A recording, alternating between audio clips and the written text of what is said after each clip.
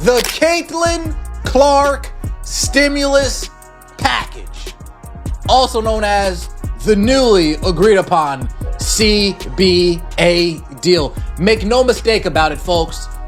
Every time the owners came to the table and said, fine, we'll increase the salary cap to this, you can thank Caitlin Clark.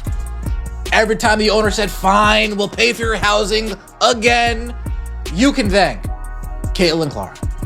Every time the owner said, shoot, we really don't want to come up off this 15% number, but you know what? We'll move a little bit. You can thank CC20. A'ja Wilson did not anticipate this. No one has spent the last 2 years convincing themselves that the Caitlin Clark controversy was exaggerated, that the fanfare was a media fabrication, that the numbers would ultimately drop, and that this league had true stars before Clark's arrival and would continue without all of this commotion. Since the WNBA just approved the biggest collective bargaining deal in professional women's basketball history. None of them anticipated this. If you appreciate this content, consider giving this video a like and subscribing to the channel. Believe it or not, more than 83% of viewers haven't subscribed yet. It's free and only takes a second, but it means the world to us. So, did you subscribe already? Great. Thank you so much for your support. Now, back to the video. A'ja Wilson and all her Glazers could give a big thank you to Caitlin Clark for her getting paid. Ever since the league came to an agreement, all we've been hearing about is how A'ja Wilson is about to sign this historic Supermax deal like she just did it all on her own. No, you could thank Caitlin Clark for revolutionizing the game so you could get paid. We don't care how many MVPs and championships A'ja won or how she was already known. It doesn't matter. She didn't change the dynamic of the league for the players that get paid like that. The salary cap increased to $7 million from $1.5 million. The average player wage increased from around $120,000 to over $600,000. The minimum wage surpassed $300,000. The type of figures that seasoned players in this league have been battling for since before Caitlin Clark was in high school are real money, revolutionary money. Clark's salary changed from $78,066 in 2025 to $530,000 in 2026. That was the first figure they displayed. The building is now on fire.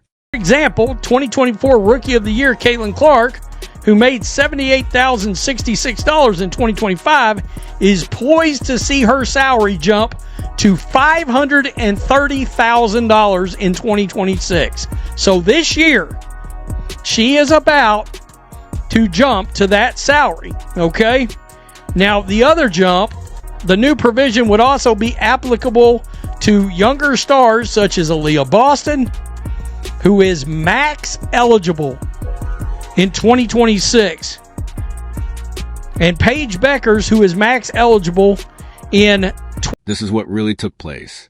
Everyone in women's basketball knew that a negotiation between the WNBA and the Players Association was imminent, and it lasted for 17 months. The former CBA was a thing of the past. It was a framework created for a league that was struggling to stay relevant, not one that was creating broadcast rights packages that would have been laughed out of room 5 years ago, selling out arenas in places where seats had not been filled in years, and smashing viewership records. And one person was at the heart of all that expansion, every significant measure, and every meeting where executives were now paying attention. Was because of Caitlin Clark's impact. All of the numbers and the metrics that the players could point to. Oh, do you see these ratings? Well, Caitlin Clark effect. Oh, do you see this attendance? Well, Caitlin Clark effect. Do you see the social media impressions? Well, Caitlin Clark effect. This is called the Caitlin Clark stimulus package, and it will go down as... Therefore, when the new CBA was introduced in March 2026, it included a mechanism that no one wanted to formally name after a particular individual. They referred to it as the Epic Clause, a fast-track compensation system for players who alter the league's financial situation prior to the expiration of their rookie contract, known as exceptional performance on first contract. The official wording of the clause does not include Caitlin Clark's name. It did not have to.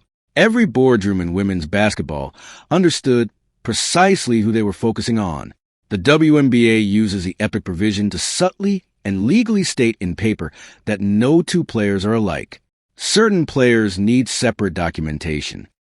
So this WNBA collective bargaining agreement will fast-track the ability for players on a rookie scale contract to make maximum and supermax salaries, sources told ESPN.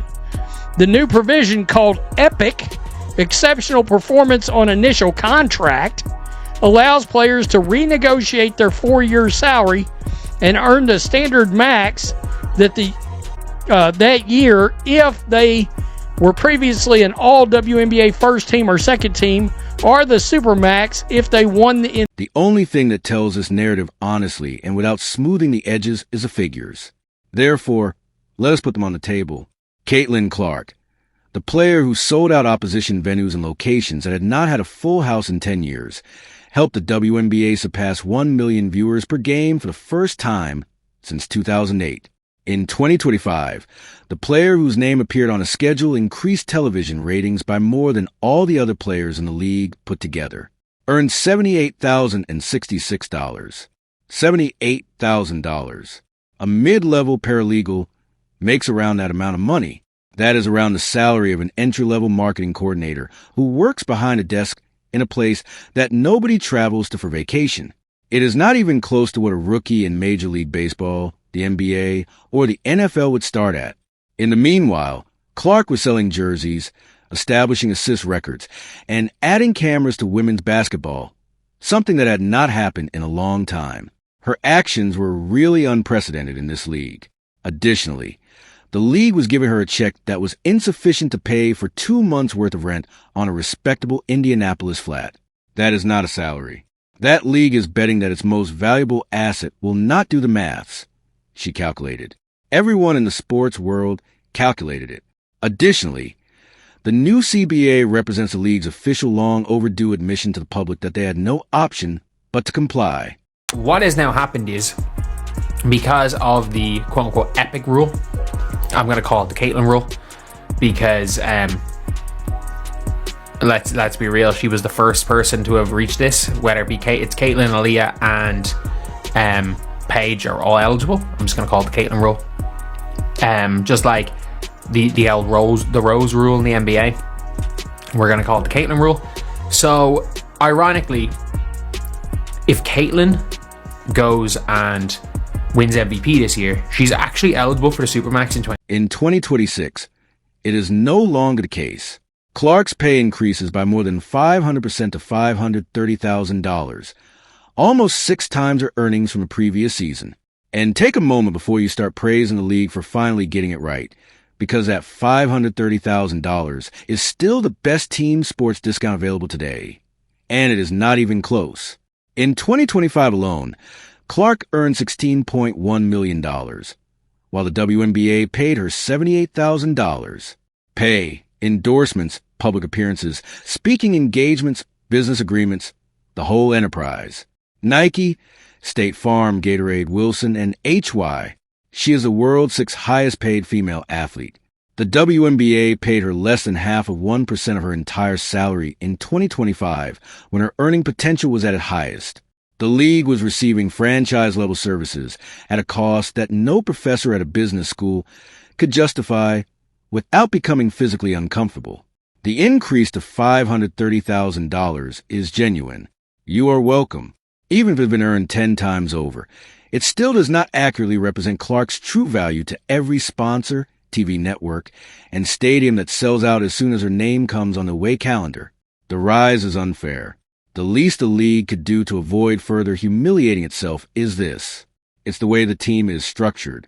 The way the team is structured, in order for this team to remain intact, Sophie would have to be willing to take a league minimum kind of deal, which is around $300,000. And I don't see that happening. Okay, and I believe also people are going to be shocked how much money Lexi Hull is about to be offered, because I think she's going to get offered $600,000 to $700,000 by somebody, and that is going to greatly complicate things. However, This is the point at which the narrative begins to seem more like a chess problem than a celebration. Because money does not appear out of thin air when Clark's pay increases from $78,000 to $530,000. It originates from a salary cap. The new salary cap for the WNBA is $7 million. The Indiana Fever need to use the full salary allocation to develop a competitive basketball squad for everyone, not just Clark. Every player from the starting lineup to the bottom of the bench must make at least $7 million. And before any extensions, before the maximum deals, and before the summer choices that will determine what type of squad Indiana can really build around her, Clark currently uses more than 7% of the limit on her current contract alone. There is a term for what occurs to the salary cap when 3 other key players are due extensions inside the same time frame, and your franchise player finally receives fair compensation. Squeeze is that term, and the Fever is going to feel every bit of it.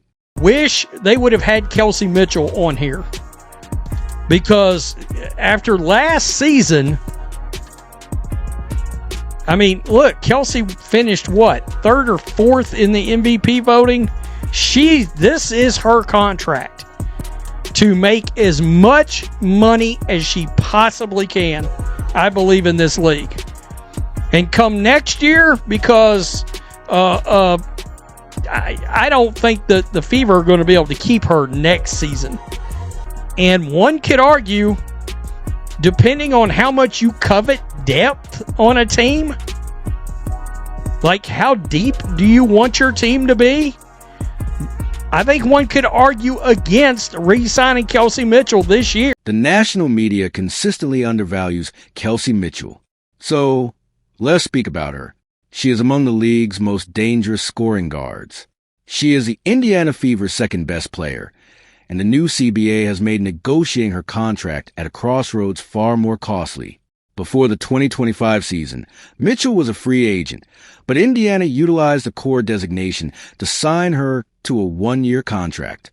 Under the new CBA, the Fever core Mitchell's pay increases to $1.4 million, a supermax contract that is ideal for a player of her caliber if they decide to make the most sensible short-term move in 2026. Additionally, it represents 20% of Indiana's $7 million maximum on a single player who is not Caitlin Clark. Aaliyah Boston is also fully qualified for this offseason, while Clark herself is eligible for a 3-year maximum contract for $1.3 million in 2027, according to the Epic Clause, which will increase to a $1.7 million supermax extension in 2028. Go gently through those digits. $1.3 million for Clark. Boston at the $1.4 million supermax limit. Mitchell, over half of Indiana's entire cap, is absorbed by just those 3 players, more than half before they complete the full rotation, add a backup point guard, or develop any of the depth that distinguishes successful teams from championship teams. Kelsey Mitchell to take a 1-year deal instead of a multi-year deal is due to this. Aaliyah Boston is eligible for the Supermax this year. The following year, Caitlin Clark is eligible for a Supermax, which could be worth $1.7 million, actually close to $2 million. So, who are you going to invest in? Kelsey Mitchell or Caitlin Clark?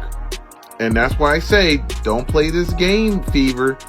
I'm talking to organizations. I'm talking to Amber Cox, Kelly Crosskoff, and definitely Stephanie White. Don't mess this up. Please, for the love of God, do not mess this up. I don't mind if Kelsey Mitchell comes back for 1 year, but 1 year only. Please share your thoughts in the comment section. Subscribe and enable all notifications so you don't miss anything. We'll see you in the next one after you click the video on the screen.